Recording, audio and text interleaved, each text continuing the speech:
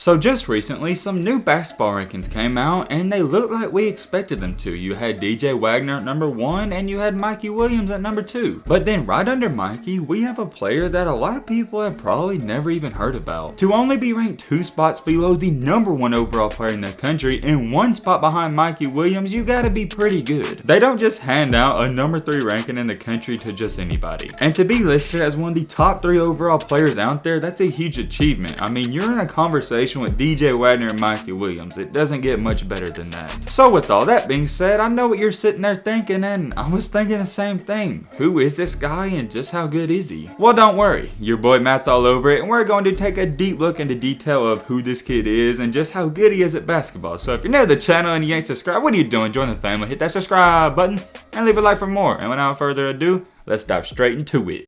Elijah Fisher. Get used to the name because he's going to make a lot of noise in this up and coming season and many more to come. Recently, 24/7 Sports dropped their new rankings for the class of 2023 and they ranked him at number 3. He's ranked above several great players and notable names like Robert Dillingham and many more. A lot of you watching this video have probably never heard of this guy, and there's a good reason for that. He's from Canada and he's played some of his high school basketball there, so that's why he's not getting a lot of recognition in the US. So shout out to my Canadian hoopers and hoopers everywhere. I know we got a lot of subscribers that aren't just from the US and play basketball. However, we're going to show some love to the Canadian hoopers today because this guy's definitely putting them on the map. Fisher's an absolute beast. Standing at roughly 6'7", he's a walking highlight. 6'7", when you hear that you're thinking, oh, he's probably a power forward or center, but no, he actually likes playing point guard more. I wouldn't go as far as to saying he has point guard skills, but he's definitely a good combo guard. And even though he's played a lot of basketball in Canada, he has offers from almost every college in the United States. And in a lot of articles, he's even been referred to as the quote-unquote next big thing. And I know he's ranked in the top 3 in these rankings, but he makes a very valid case for the number 1 spot. A lot of young kids who peak or get tall at a young age, they're kind of skinny. That's not the case for Eli though, because he's built out and he looks like a grown man playing against boys out there. After watching a lot, and I mean a lot, and analyzing the film, I can honestly say he's one of the best slashers I've ever seen at that age. I think in the class of 2023, DJ hasn't beat with being an overall smooth and more NBA type of player, but this guy's a beast. DJ's more of your Kyrie type of finisher. He can weave in and out of the defenses, he has very great footwork, and he can finish with either hand. On the flip side, Fisher's just going to use his body and strength and overpower you. He's strong. You can see when he drives with the basketball, no one wants to get in the way of him. He's like a moving truck out there. And what I think is the best part of this kid's game is that he knows what his strengths are. That's what hurts a lot of you high school players out there. You don't know your strengths and what you're good and what you're not good at. I gotta say though, that's not the case for Elijah because he knows what he does best, and that's attacking the rim. He's not a fancy player like I stated. He's not gonna have a lot of highlight plays like Mikey or DJ Wagner, but he's gonna get the job done and do it at an efficient rate. He's at his best when he's attacking the rim and driving to the goal, and he knows that, so why would he shoot the ball a lot? He's a mismatch on the court. If you put a point guard on him, he's gonna overpower him, but if you put a power forward or center on him, he's just too quick for them. He can attack the goal in any situation. It doesn't matter who you put on him, and that's why he's so versatile. And I know what you're sitting there thinking. All you gotta do to stop this guy is to back off of him. That would be a smart plan, so I gotta give it to you. It sounds like a good idea, but it's still not gonna stop his game. If you back off of him, similar to LeBron James, that gives him a head of steam to build up his power driving to the goal, and you're not gonna stop him once he gets that head of steam. That's the main reason as to why you see a lot of people playing LeBron pretty tight, because you don't want to let him build up that energy going to the rim. I'm not saying he's LeBron, but he has somewhat of a similar game. And if he's feeling hot and doesn't want to drive and bang up his body anymore, he's proven that he can knock down the 3 ball at a pretty efficient rate as well. It doesn't really matter how you go about guarding him. He's one of those players who's going to wind up getting 20 to 25 points every single game. I don't know if they feed him 12-ounce sirloins at breakfast, lunch, and dinner, but for some reason, he's just bigger than every single player that guards him. A lot of players don't get their body filled out until they get in college or even the NBA, but his looks filled out already, and that's the scary part. Imagine what's going to happen when he really starts to hit the weight room, and we don't even know if he's hitting it right now. He's going to be a living nightmare to guard, and if it wasn't bad enough, just listen to this. You got a 6'7" guy who's relatively built, not fat, not skinny, but you know, kind of husky.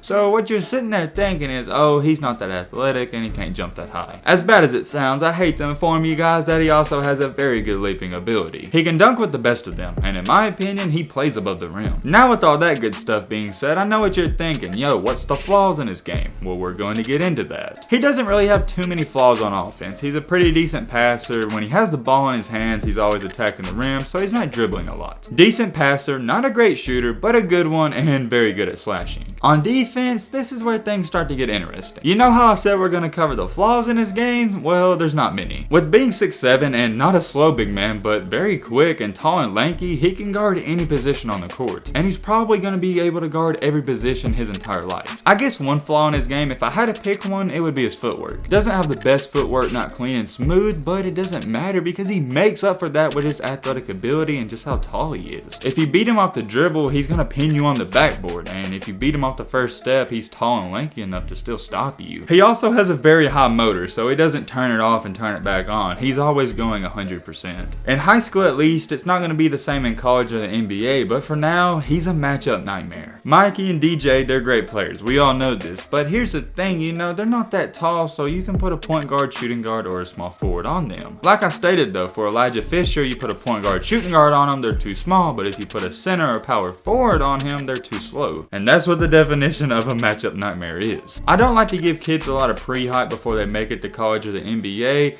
but all I'm saying is keep your eyes open and peeled for this kid because he's got next. And as always, let me know what you boys think down below. Is he deserving of this ranking? Do you think he's good? Is he not good? Let me know because I'm very interested. But hey man, with all this being said, that's about gonna wrap up this video. I hope you guys enjoyed. I hope you guys learned something. If you're new to the channel, I can't stress it enough. Hit that subscribe button, join the family, and leave a like for more. And as always, let's be great. I'm out, y'all. Peace.